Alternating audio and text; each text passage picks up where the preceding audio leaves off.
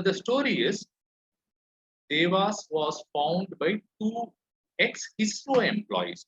That kind of seeded some doubt initially, but that did not stop the thing from going. Okay, so one is two ex-ISRO employee coming out of ISRO, floating a private company, and then dealing with their former employer, which is Antrix, which is eventually ISRO. Point number one. Point number two. What is it that they wanted?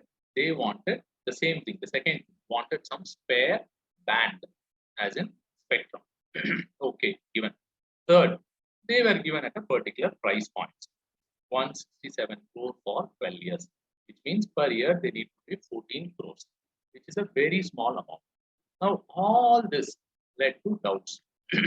Okay, all this led to doubt. One ex-ISRO employee joining the company is given banned at a rate which is considered as a throwaway price, and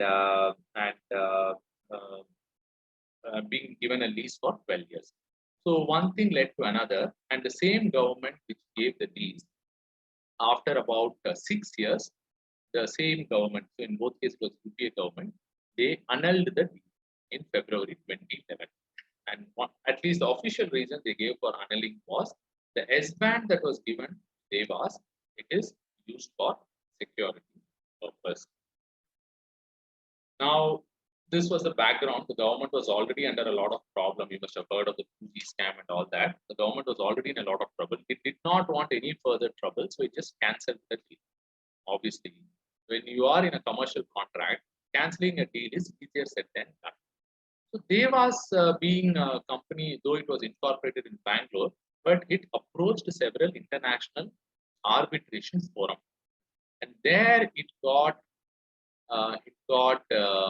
claims of more than $1 billion. Yeah, so but it didn't really impinge on India. But the Devas was trying to build its case, saying that it is an unfair rejection or unfair annulment of our contract, and this is the loss that we have suffered, and we need to be paid this much. So there are different. I have just mentioned one organization, but there were different arbitrators who more or less agreed that Devas needs to be paid a little more than $1 billion. But then, parallelly, 2016 means you have a new government. So by this time, they had already smelling something fishy. So CBI was filed a charge sheet, and the unfortunate thing, I think the charge sheet, what Abhishek was telling about Nambi Narayanan, that was in a different case, ISRO spy case. One of the people who is named as accused in this thing is none other than the former ISRO chairman himself and a couple of other guys. Now, what is the most important allegation? The allegation was it caused a loss to the government because the spectrum was sold at a throwaway price. There was no vetting of the price, so on and so forth. And then it always happens. The government has decided that they have to mess up your life. First, CBI will come, then very soon Enforcement Directorate will also come. Now, on top of it, these days you also have NIA. So NIA, I don't think maybe existed at that point in time. So then came the Enforcement Directorate. So Enforcement Directorate, it slapped a charge on Prevention of Money Laundering Act. So that was happening on one side. Now, eventually, Antrix, which is ISRO's marketing arm itself.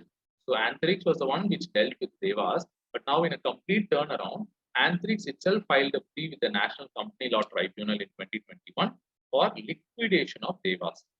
Means asked Devas to wrap up its operation, and Devas, the company should be break down the company, means break the company. And Supreme Court, you must have seen recently about, I think on Monday or Tuesday, I read the news. The Supreme Court has concurred with the decision of NCLT for its liquidation. So this is a short story about the Antrix Devas deal, which has gone sour. But what many people fear is, on one hand, Devas at the end of the day was a private sector company. It was a startup. Now, many people fear that this may have a negative impact on the startup ecosystem in the space sector, especially since uh, especially since in US the space sector has really taken off. People talking of space tourism and so many other applications after private sector entered in. In India, we will discuss maybe in the next class. You also have a space activities bill in 2017, and one of the objectives of the bill is to encourage private sector participation. So it is somehow felt that the fallout of a startup company not just being liquidated, but also being slapped with criminal charges, yeah, is likely to dampen the sentiments of people to enter into this sector. Now, we don't know what is really going to happen. Time only will tell us.